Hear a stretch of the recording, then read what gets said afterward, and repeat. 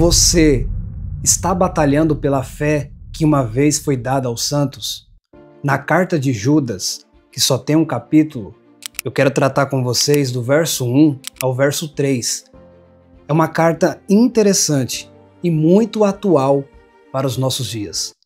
Judas, servo de Jesus Cristo e irmão de Tiago, aos que foram chamados, amados por Deus Pai e guardados por Jesus Cristo, misericórdia, paz e amor lhes sejam multiplicados.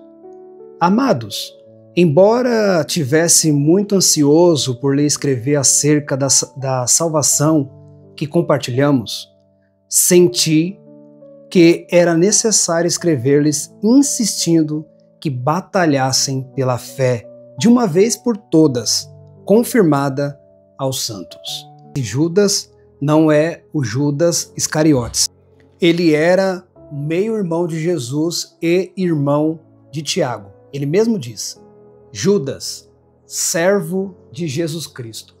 Agora eu pertenço a Jesus. Ele me libertou da escravidão do pecado. Ele me libertou de Satanás. Então eu estou servindo Jesus.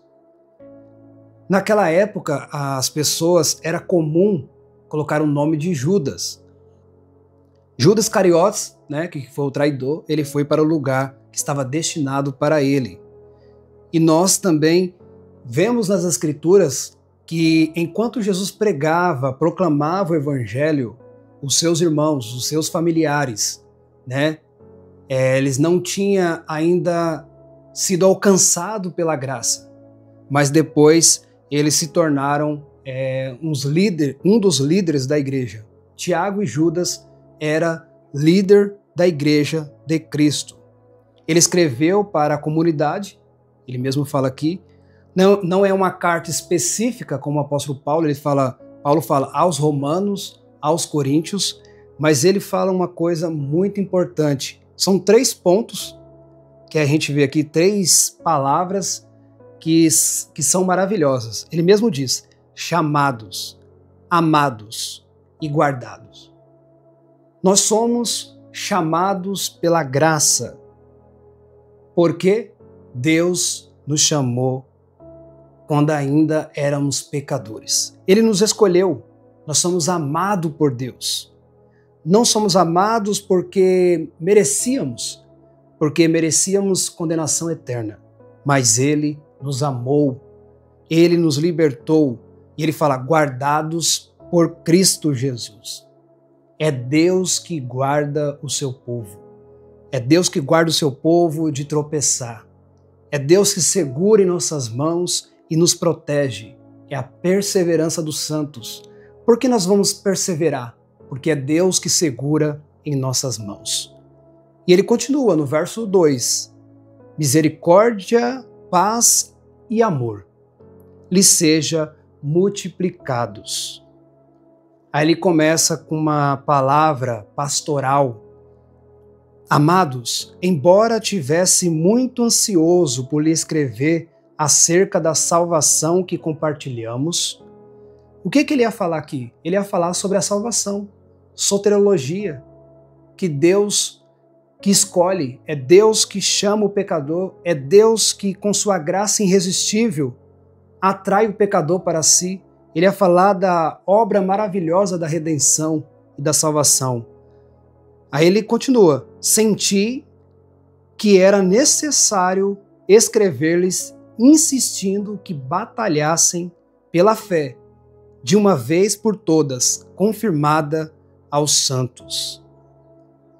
Ele viu necessidade de chamar os irmãos para refletir e combater os falsos profetas. Porque, na verdade, os falsos profetas estavam atacando a igreja de Cristo. Então, ele ia falar da salvação, porque o apóstolo Paulo também escreveu, o que mais escreveu sobre a salvação, que Deus nos predestinou para sermos santos e irrepreensíveis. É Ele que nos chamou pelo seu propósito. O propósito era de Deus. É Deus que chama, é Deus que guarda, é Deus que mantém firme, mas Ele ele sentiu algo que seria mais importante, que teria uma necessidade a mais: combater, batalhar pela fé que uma vez foi dada aos santos. O próprio apóstolo Paulo, ele diz aos Gálatas: se outro pregar o evangelho, que não seja o evangelho que eu anunciei para vocês, que seja anátema, é um maldito. Hoje, nos nossos dias, as pessoas estão atrás dessas coisas. Esses homens infiltrados na igreja, tentando enganar as multidões. Jesus mesmo falou dos falsos profetas: acautelai-vos, cuidado com eles, que eles vêm mostrando uma santidade, mostrando uma vida santa, imaculada, mas eles são lobos devoradores. Tomem cuidado. Eu quero que você reflita nisso, que você pense no que está acontecendo nos nossos dias. Mesmo o Judas falando da batalha pela fé, ele fala que nós devemos ter misericórdia, paz e amor. Misericórdia pelos que estão sendo enganados. Nós devemos trazer paz para os irmãos que estão sendo levados por essas ondas e ter amor para com o próximo. Então, as pessoas vão dizer assim: ai, Deus não precisa que que os cristãos batalhem pela fé, que tenham uma batalha consistente. Nós devemos batalhar pela fé. Se não fosse para batalhar, se não fosse para lutar pela fé que uma vez foi dada aos santos, não teria palavra, não teria escritura.